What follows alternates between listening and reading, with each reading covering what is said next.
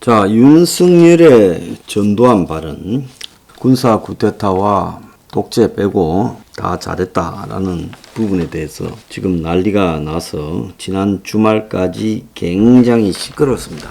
민주당은 테러라 그러고 이준석은 조치를 취해라 상식 초월이랬고, 같은 경선을 하는 홍준표와 유승민은 후보 사퇴를 하라 이렇게 말했고, 윤은 버티다가 유감을 표시한다 했다가 그 다음에는 또 개에게 사과를 주는 그런 사진이 올라가 가지고 그 부분에 대해서까지 또 실무자의 잘못이다, 윤의 부인이 개를 사무실로 데려갔냐 이런 이야기까지 나오고, 계정을 폐쇄하고, 그러니까 이 개가 주인인 계정을 폐쇄하고, 또 토론 나온 윤석열이 내 책임이다, 직원이 올린다고 하길래 허락했다, 윤 아내가 반려견 데리고 가고 캠프 직원이 사진을 찍었다, 별 소리가 다 나왔습니다.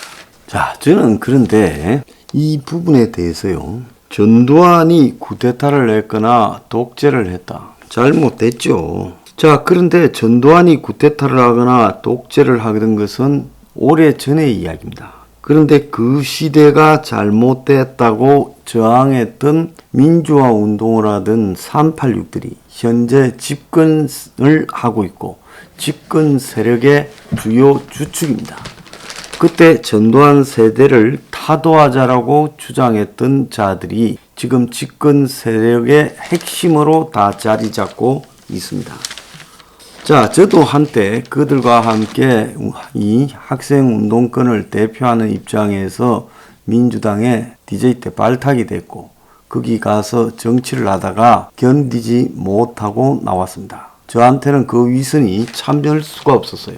그런데 그들은 지금 이 나라를 끌고 가는 핵심에 있으면서 지금 이 나라에 엄청난 독재를 하고 있습니다. 한때 같이 일하다가 이제 그들에게 등 돌리고 그들의 이 가짜 좌파, 친북 좌파 행위를 비판하는 저에게 가해지고 있는 압력만 하더라도 이것이 정상적인 집단인가 싶을 정도입니다. 전두환 시대의 고통을 느꼈다면 지금 이 시대의 문정권과 386 운동권을 비판하는 사람이 겪고 있는 고통은 고통이 아니랍니까?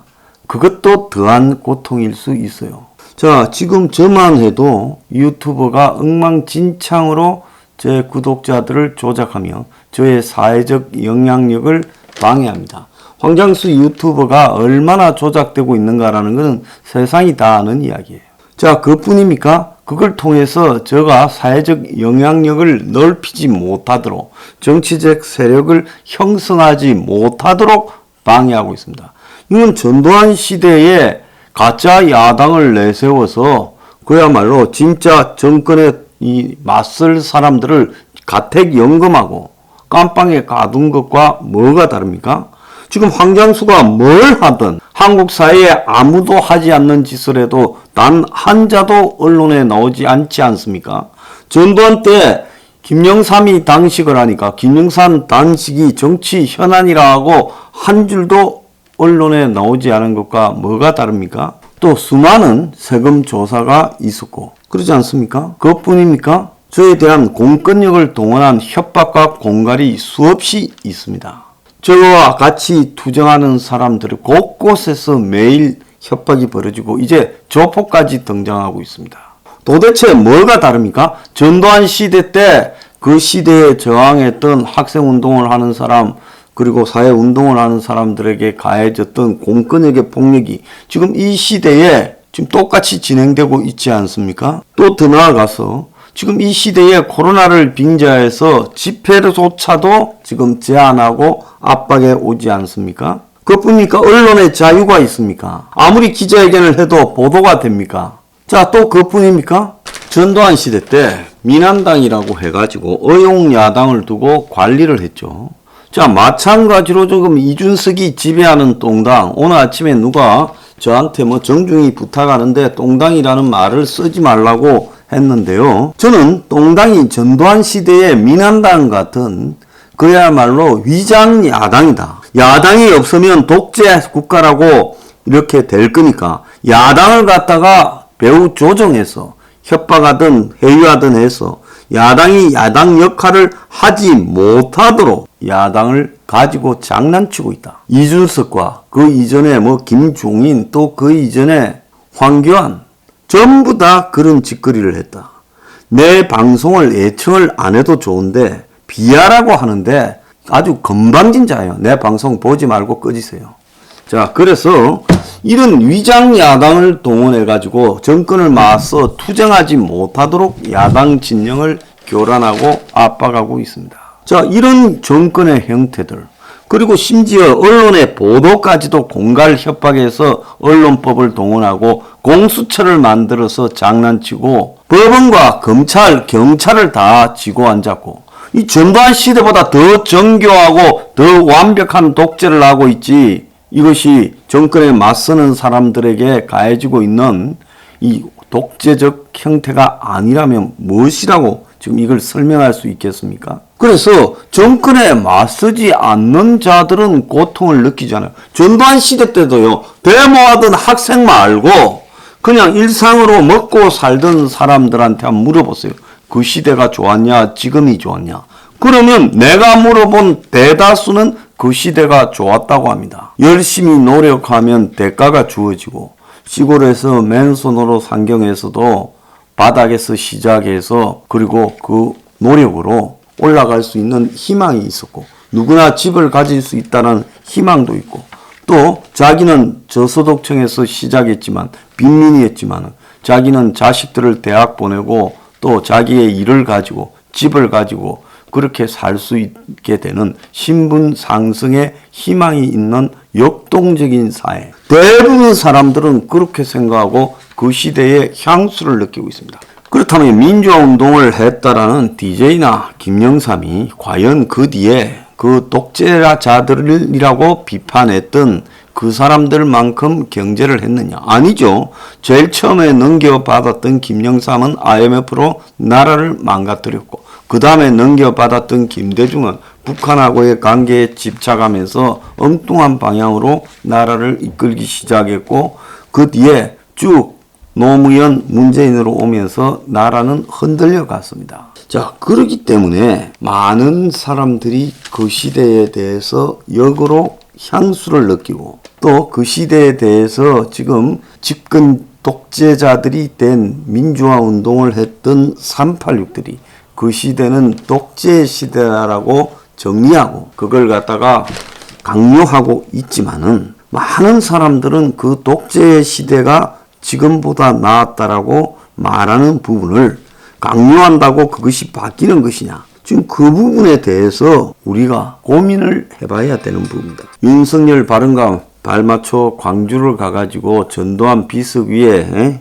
올라서서 5.18 묘지에서 참배를 한 이재명요. 자, 이재명이 대학을 갈 수 있었던 것은 무엇 때문에 대학을 갈 수 있었는 줄 아십니까? 자, 이 사람요. 찢어지게 가난해가지고 안동에서 초등학교 마치고 성남으로 이사 왔습니다. 성남에서 중학교도 제대로 못 가고요. 아버지는 청소부, 어머니 여동생은 시청 화장실에서 이용료를 받는 역할을 했고 본인은 공장에 취직에 어렵게 생활했고 나이가 어려 취직이 불가능했던 그는 다른 사람 신분증을 빌려 여러 공장을 전전했고 또 프레스에 팔을 다치기도 했다는 겁니다. 그래서 가난 때문에 생긴 장애로 병력이 면제되고 검정고시를 받고 그리고 검정고시를 중고등 검정고시 또 대입 검정고시 등을 통과해서 그에게 지금 뭐가 왔습니까? 전두환이가 그때 교육개혁을 했죠. 대학생 64만 명을 등수로 매겨가지고 그래서 그 이전에 있던 예비고사, 본고사 제도를 없애버리고 학력고사만으로 대학에 가게 하고 각 대학들은 이제 학력고사 등수를 1등부터 64만 등까지 매겼습니다. 저도 몇 등 했는가 기억이 나고 여러분들도 다 기억이 날 거예요. 자, 그러니까 이제 어떻게 됩니까? 각 대학은 성적이 좋은 사람들을 입학시키기 위해서 장학금을 다 내걸었죠. 중앙대가 특히 장학금이 유명했습니다. 경희대하고요. 그래서 학력고사 몇 점 이상이면 그 4년 장학생 뭐 이렇게 했지 않습니까? 그래서 이재명이가 학력고사에서 일정하게 점수를 받아서 중앙대 법대 4년 장학생으로 들어갔고 아마 생활비도 당시 돈으로 한 30만 원씩 준다고 저도 그렇게 들었어요. 그러니까 그 돈 아마 그 돈을 받고 대학교 들어가고 기숙사 들어가고 그리고 사법시험도 통과한 거죠. 자, 그가 대학에 들어가려고 학력고사 준비할 때 장학금을 받으려면 전국 2, 3천 등 안에 들어야 됐다. 맞아요. 그 학력고사 한 300점 이상은 들어갔어야 되니까. 그래서 졸지 않으려고 책상에 압정 뿌려놓고 문제집을 풀었고 압정 효과는 일주일이 가지 않았다. 압정에 찔린 채 잠이 들었다. 이렇게 말을 했습니다. 자, 이재명 스스로 전두환이 쿠데타를 해서 81년에 본고사가 없어지고 모든 학생이 학력고사를 보고 그래서 다 등수를 매기게 되고 그래서 몇 등 이상 대학 등록금을 면제해주는 장학제도가 생겼고 이때 죽도록 공부해서 대학교에 갈 수 있었다. 그래서 전두환의 덕이다. 서로 전두환 장학금 받고 학교 다녔다고 얘기를 했다. 지금 이런 이야기도 있습니다. 그래서 시대라는 거는 이재명이 오늘날 이재명이 될 수 있었던 기회를 전두환 독재 시대에서 제도를 바꿈으로써 줬다는 겁니다. 만약에 그 전에 있었던 예비고사, 본고사, 그리고 과외, 그리고 엄청나게 어려운 본고사 시험 이런 부분이라면 이재명이 독학으로 이렇게 장학생, 4년 장학생이 되고 매달 용돈까지 받으면서 대학을 들어갈 수 없었을 거예요. 그래서 제가 여기서 오늘 하고 싶은 이야기는 뭔가 하면 윤석열이가 그 발언을 했다가 전 유감이라고 하고 또 개 사과 사진을 올렸다가 또 사과하는 부분에 대해서 저는 윤석열의 유감입니다. 그런데 여기서 제가 굳이 하고 싶은 이야기는 뭔가 하면 이 잘난 민주화 운동가들, YSDJ 그리고 386 운동권보다 현재 많은 이 땅에 그 시대를 살아온 중산층 서민들은 그 시대가 없는 사람들에게 훨씬 나았다. 전두환 시대가 나았다라는 부분에 대해서 반성하고요. 머리를 숙여야 됩니다. 내가 뭐라 했습니까? 아파트 공급 정책부터 바꿔라. 그 시대 집이 굉장히 쌌어요. 한 2, 3년 바짝 모으면 집도 샀습니다. 그런데 지금은요. 집을 50년을 모아도 못 사는 시대가 되었습니다. 누가 이 시대를 만들었습니까? 문재인이 할 말 없습니까? 노무현 할 말 없습니까? 집값이 가장 많이 오른 시대가 노무현, 문재인 시대였습니다. 이 두 시대만 없었으면요. 집이 이렇게 비싸지 않았습니다. 자, 그런데도 서민의 삶을 스스로 외면해놓고 역사적으로 재단을 지어서 그 시대에 대한 모든 기억은 잘못된 것이다. 지워라. 그 시대를 찬양하는 것은 완전히 그냥 홀로코스트를 찬양하는 것만큼 매도하고 있고 여기에 더 동당 내부에서 전부 가세해서 같이 공격을 해대고 있습니다. 저는 저 야당들이 안 된다고 생각한 것은 저들이 어디서 왔는가는 뿌리를 잊은 겁니다. 저는 보수가 개혁해야 되고 기득권이어서는 안 된다라는 입장을 가지고 있는데 전두환 시대가요 사실상의 이 기득권이 상당히 약해지고 신분 상승이 역동적으로 가능했던 측면이 분명히 있었다. 대학 입시제도도 그렇고 조폭을 잡아놓은 삼천교육 문제도 그렇고 더 나아가서 그 시대에 수많은 서민들이 창업과 공장에 가서 일도 할 수 있고 또 그러면서 소득이 늘어가던 시대였다. 그걸 갖다가 억지로 아니라고 할 수 없는 겁니다. 그건 이미 수치가 증명하고 있고 그렇게 된 데는 시대적 운이다라고 말하지만 시대적 운도 능력 없으면 못 따먹습니다. 전두환이 적어도 경제 부분에서 사람을 부리는 능력은 문재인보다 훨씬 나았다. 우리가 그 시대가 서민의 삶을 보듬었고 지금은 서민의 삶을 외면하고 있다라는 부분에 대해서 인정하기 싫지만은 인정해야 된다. 이렇게 생각합니다.